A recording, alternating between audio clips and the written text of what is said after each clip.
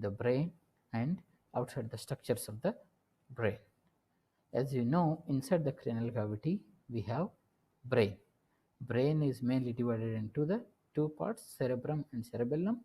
Cerebrum outside part, it is divided into again four lobes: frontal, parietal, occipital and temporal lobes.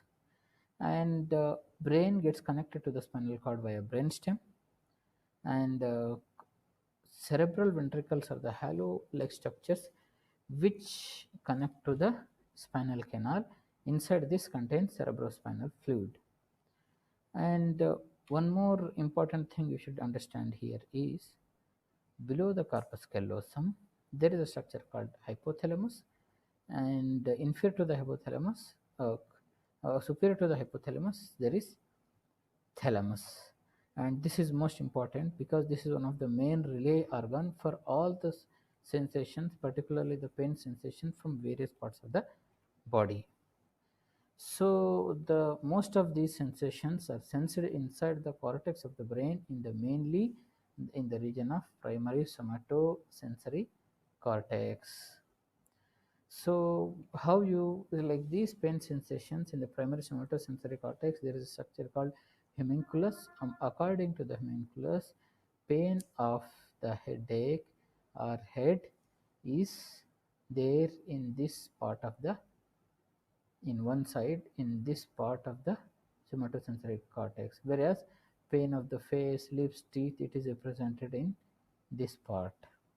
Okay, so outside the brain there is a structure called meninges. It means the covering of the brain, and it is divided into three layers: pia mater, arachnoid mater and dura mater. Over that there is a cerebrospinal fluid. Over that uh, the dural venous sinuses, skull bone and skull. So not all structures are pain sensitive.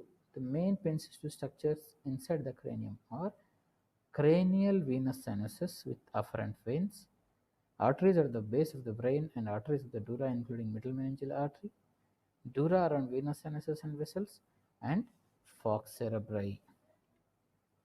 Actually, most of the brain parenchyma is pain insensitive, while arteries are also pain insensitive.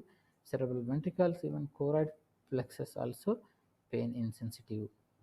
Here, as you know, the any pain, any sensation, it is transmitted through the nerves from one part, then sensed inside the brain, and it is reflected as a pain. For a headache, here you should know most important structure is the trigeminal nerve, innervating the blood vessels inside the cranium and outside the cranium. The main nerve involved in the headache is trigeminal nerve. Trigeminal nerves innervation to the blood vessels, arteries and veins inside the intracranial artery cavity are pain sensitive structures of the brain is called trigeminal-vascular system. So what happens actually, pain usually occurs when nociceptors are stimulated in response to tissue injury, visceral distension or other factors. In such situations, pain response is normal physiological response, and it is mediated by the healthy normal nervous system. Pain can also occur because of the pain producing pathways, if they are damaged or inappropriately activated also, you may get headache. Headache can occur from both the mechanisms. Here you see the trigeminal nerve, mainly the first division of the trigeminal nerve, it is innervated to the most important structures, and also the pain producing vessels inside the cranial cavity and outside the cranial cavity. See what happens. See, you should know the pathology, the pathway. Headache pain is initiated by primary trigeminal afferent neurons that innervates blood vessels, mucosa, muscles and tissues around the cranium inside and outside. These fibers from these sources, they calls in the trigeminal ganglion here, especially in the first part of the trigeminal ganglion.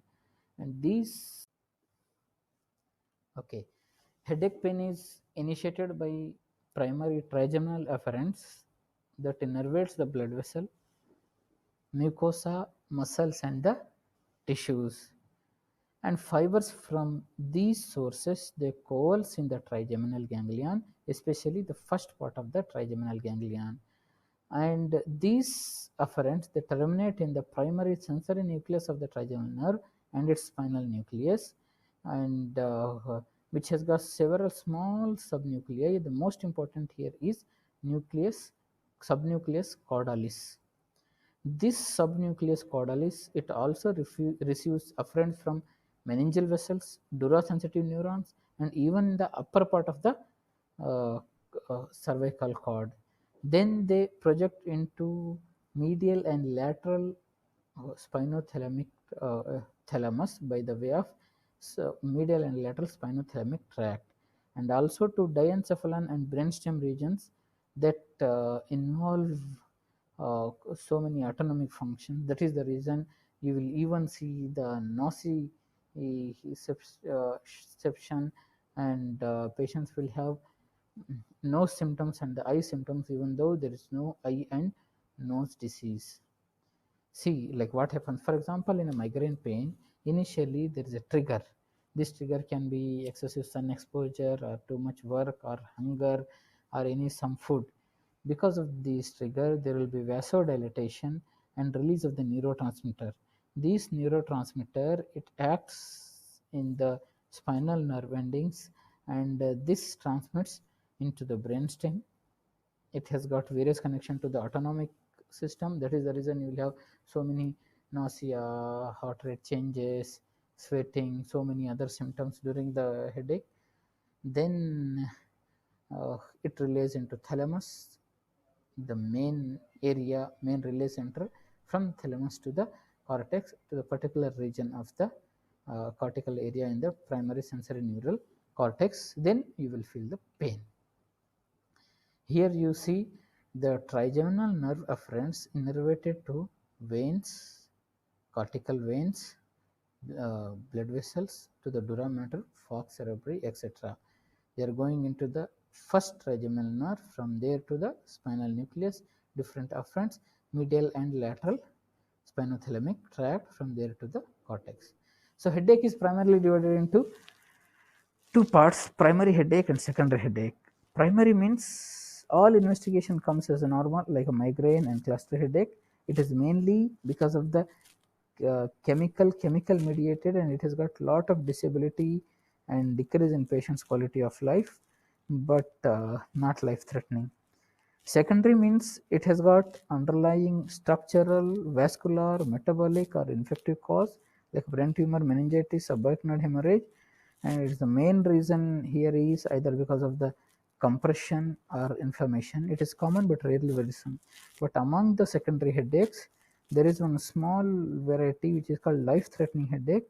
This is the reason patient they come to the doctors, and you treat either any form of headache, you should rule out life-threatening causes. So the key structures involved are, as I said, large intracranial blood vessels and dura mater, then the caudal portion of the trigeminal nucleus, as I discussed, and rostral pain processing regions such as ventro-posteromedial thalamus and cortex, and pain modulatory systems in the brain that are influencing the pain pathways. So, as I told, the red flag signs, uh, any patient of headache comes, you should ask these questions, even if you don't have that.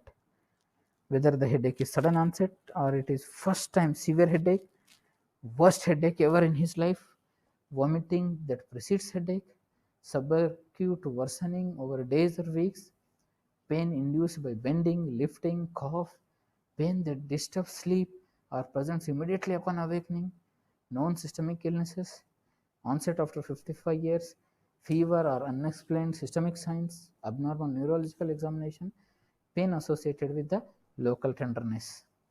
So what are these red flag signs? See, for example, if there is a sudden onset of headache, it can be because of subarachnoid hemorrhage, means bleeding inside the arachnoid area, subarachnoid area, or cerebral venous sinus thrombosis. Particularly, this is